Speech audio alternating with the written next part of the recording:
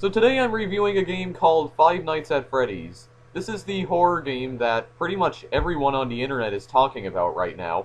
I've actually tried to refrain from playing Five Nights at Freddy's for as long as I could, but I finally gave up and decided that I need to make a video of this game, just see what all the hype was about. Now keep in mind that in this video I'm only playing the demo version of the game. You can purchase the full version on Steam for about $5, and I'm not really sure what features the full version of the game has that the demo doesn't, but we're still going to play this anyway. So we're going to go to new game here. Help wanted, Freddy Fazbear's Pizza. Family pizzeria looking for security guard to work the night shift, 12 a.m. to 6 a.m. Monitor cameras, ensure safety of equipment and animatronic characters, not responsible for injury or dismemberment, and yes, I could read that even as it was fading out. Alright, so we're here in the game now. We're on the first night. So I guess I'll go over the controls very quickly.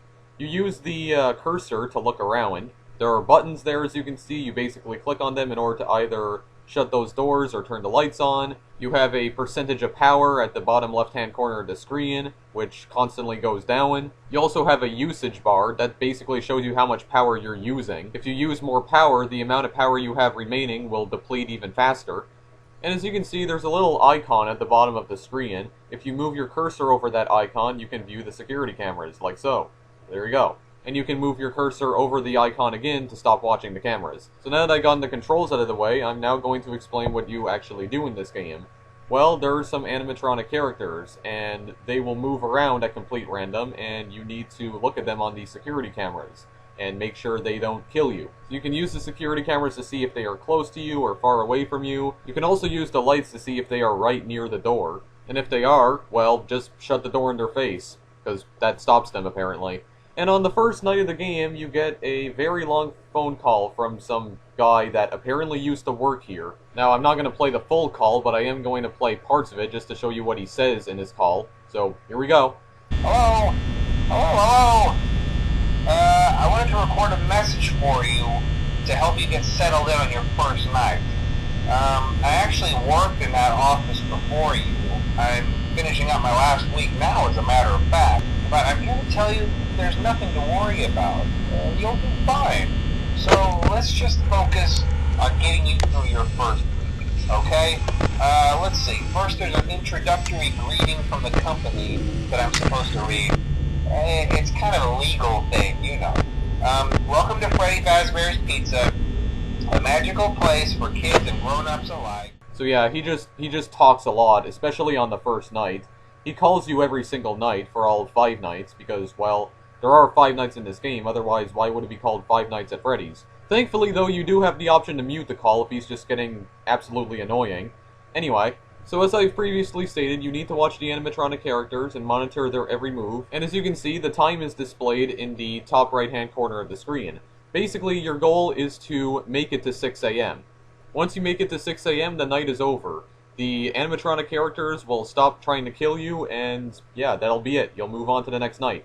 And as for the security camera controls, you can basically view other cameras by left-clicking on them. There are 11 cameras you can view in total. As you can see, there's also a map of the pizzeria that shows where you are, and by using the security cameras, of course, you can also tell where the animatronics are as well.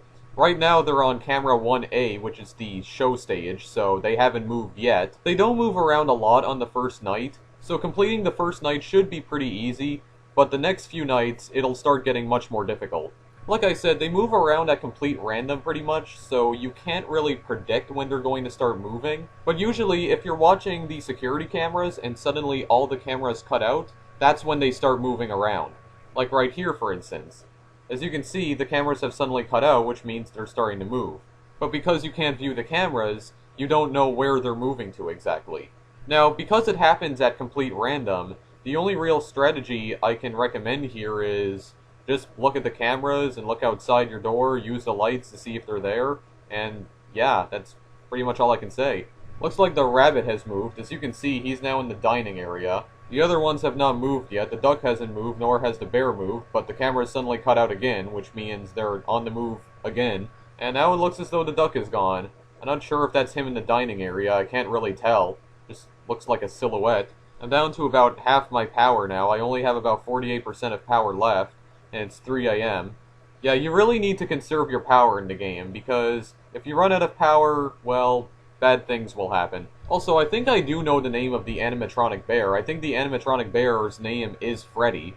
I believe that's what or who the title of this game is referring to. I don't think Freddy moves on the first night, though. When I was recording this footage that you're seeing here, Freddy did not move at all on the first night. I'm not entirely sure, but judging on what I saw when I was playing the game, I think Freddy only moves when you run out of power. Either that, or maybe he starts moving on the second night or the third night, I have no idea really. Because when you run out of power in this game, the animatronic that usually kills you is Freddy. Oh, I see you in the hall right there, Mr. Rabbit thing. Wow, really, Mr. Rabbit thing? What the heck is wrong with me? Alright, well, he's not outside my door yet. He is in the West Hall, though, which means he is very close to me. There's also another camera called Pirate Cove, but you don't really need to worry about Pirate Cove on the first night, and I don't think the second night either. Because there is another animatronic in this game, and I think its name is Foxy. But Foxy only appears in Pirate Cove. And in the later nights, you really need to keep an eye on Foxy, because when Foxy starts moving, he, or she, or it, I have no idea, let's just say it. When Foxy starts moving, it moves really fast. In fact, the cameras will actually show Foxy running down halls in order to get to you. So you need to act quickly and close the door as fast as you can.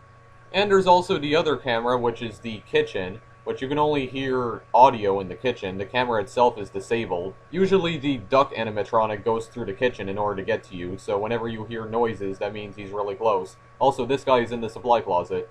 Oh, there he is in the East Hall, just looking at me with his mouth wide open. That's kind of creepy, I guess. I don't know. There's Freddy there. He's asleep or something. I have no idea. Anyway, it's 5 a.m. We're about to go to the next night right here. Decided to look at the West Hall corner. Got the bunny standing right there. But I make it to 6 a.m. and that's it for the night. So when you make it to 6 a.m., this thing suddenly appears telling you that you've made it to 6 a.m. basically. And there are kids cheering, and I don't know why it's in the Minecraft font, but it just is. Anyway, we're going to the second night now. The second night is where things start to get real. You get another phone call from that same guy again, but you don't care about that because he's just really annoying. Look at this guy just staring at me in the hall. It's so spooky. Also, he's wearing a bib that says, "Let's eat." I'm not sure if I should be disturbed by that. I mean, just given the fact that he's trying to kill me. I don't know. Oh no, the cameras went out. They're going to kill me. Oh my god. Yeah, you can tell that I don't really find this game to be that scary. I mean, the game can be kind of stressful because the animatronics are constantly moving and you don't know where they are, but it's the jump scares in the game that don't really scare me, to be honest. I'm just gonna close that door here because just in case Mr. Rabbit comes and tries to eat me or something. I don't know, the jump scares in this game just do not really scare me, to be honest. Like, most of the jump scares in this game are, "Oh, hi. How you doing? Get the heck out of my face, please."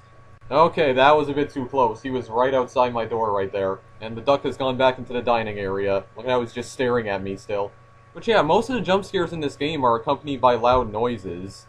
Which, to be honest, I don't think really makes it scary. I think it just makes it a bit more annoying. I don't know, I just don't really like it when jump scares have, like, extremely loud noises to accompany them because it just hurts my ears more than it actually scares me. And also, the animatronics themselves don't really look that terrifying either. Especially Freddy. He doesn't even look that terrifying on the game over screen in this game. I don't know, a lot of people say that this is like the scariest game ever made, but I don't know, I just don't find this game to be that scary, to be honest. I mean, it's kind of scary, but I wouldn't say it's the scariest game I've ever played. Honestly, I still think that SCP-087B is the scariest game ever made, because that game scared the heck out of me when I played it 2 years ago. And it still does even to this day, because the thing is, SCP-087B is even more unpredictable than Five Nights at Freddy's. Like, everything about that game is unpredictable, which I find just makes it really scary. Uh-oh, the duck is right outside my door right there. Oh, he's on the move. Better... Okay, I already had it closed, actually. Well, I'm gonna run out of power here, so yeah, I'm definitely going to die.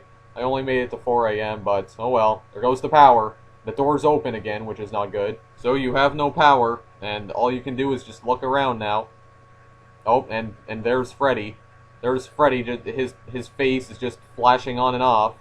Also, Freddy plays music when this happens, which I guess is kind of soothing. I don't know, he plays cheerful music, but he still kills you anyway, so just have a listen.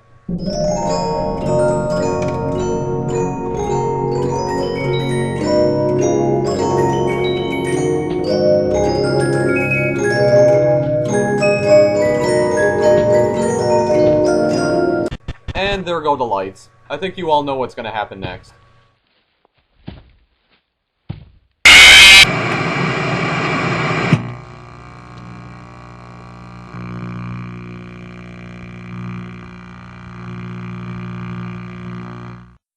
Well, I guess I'm dead now. I think Freddy ate me or something, and what the heck is wrong with his eyes there? Are those my eyes? I have no clue, and those heads are not really frightening at all. And I'm back at the title. Anyway, that's basically Five Nights at Freddy's. Not the scariest game ever made, okay? Nowhere even near that. Again, if you find this game scary, then that's fine, but personally, I don't really find it to be that scary. Anyway, I'm not going to try to complete the 3rd, 4th, or 5th night right now, so... Anyway, that would be all I have to say about Five Nights at Freddy's, but here's the thing. Even though it is called Five Nights at Freddy's, there's apparently a hidden 6th night in the game that you can only unlock once you complete the first 5 nights, and the 6th night is supposed to be even harder than the first 5.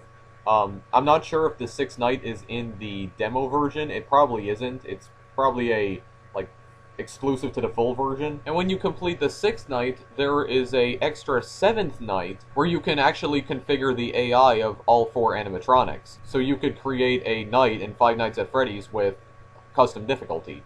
Again, I'm not sure if that's available in the demo version. It probably isn't. You might have to purchase the full version of the game in order to get the extra 6th and 7th night. But for now, I think I'm done with this game. If you do want to purchase Five Nights at Freddy's on Steam, the link is in the description. And you cannot download the demo version of the game on Steam. If you do want to download the demo version just to see what the game is like, I'll provide a link to that in the description as well.